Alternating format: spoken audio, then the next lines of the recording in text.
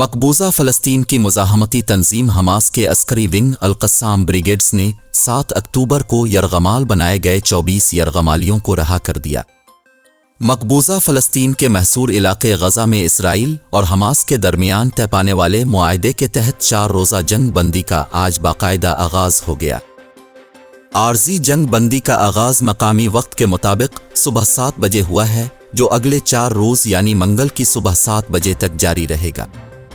جنگ بندی کے دوران اسرائیل حماس معاہدے کے تحت قیدیوں کا تبادلہ کیا جانا ہے۔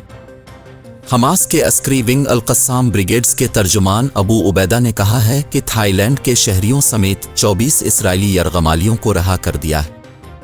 حماس کے حمایتی سمجھے جانے والے فلسطینی نشریاتی ادارے نے بتایا کہ القسام بریگیڈز نے یرغمالیوں کو ریڈ کراس کے حوالے کیا، جس کے بعد ریڈ کراس نے انہیں مصر کے حوالے کر دیا ہے۔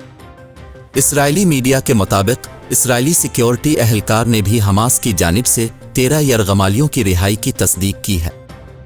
اسرائیلی میڈیا کے مطابق یرغمالیوں کو رفح سرحدی کراسنگ لایا جا رہا ہے، جس کے لیے ہیلی کاپٹر روانہ کر دیے گئے ہیں۔